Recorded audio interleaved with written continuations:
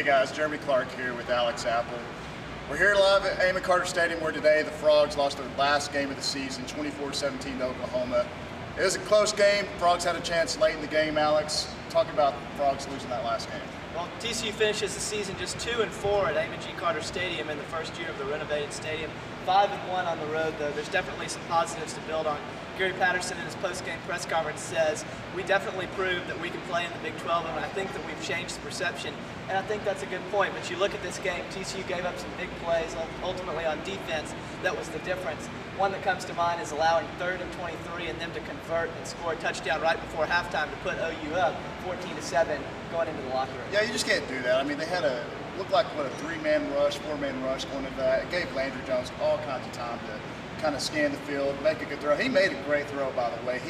The way he threw that ball, they had pretty good coverage, but Landry made a pretty precise pass. You just can't give an NFL caliber quarterback that kind of time and pick apart a defense.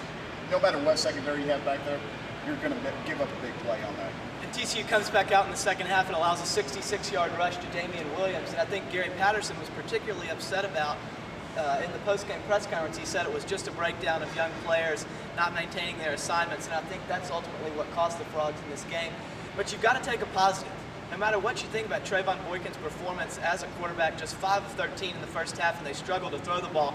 The teams have never quit with Boykin at quarterback, and once again in the fourth quarter, you're one Blaise Foltz holding call that doesn't go your way away from having a tie game. Yeah, Trey came in and completed 12 of 20 passes for 197 yards in the second half. I think Frog fans got to be real excited with his progression. He started off slow, but he's a gamer. He's a fourth quarter quarterback. I think a lot of people can be excited.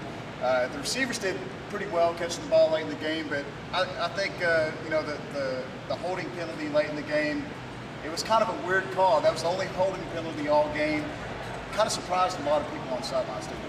Yeah, I think it did. I think one of the things, you saw the defensive lineman get upfield a little bit. Of course, it was a design quarterback draw, so the guard is supposed to let that inside defensive tackle get upfield on him a little bit. Blaise Foltz hooked him a little bit as he went to swing back around and block for Boykin as he was cutting upfield. But ultimately, that's a tough call that may go your way, may not some games, and that's kind of been the tale of the Frog season. Close games. It's one play here or another that's going to change the outcome of the ball game. But one thing we talked about, the recruits that were here today for TCU, some big names that were in attendance. Jeremy, talk a little bit about that. Well, I think we've seen Darius Graham from Oklahoma. He's a big running back out of Lawton. The biggest guy here, obviously, was Justin Manning.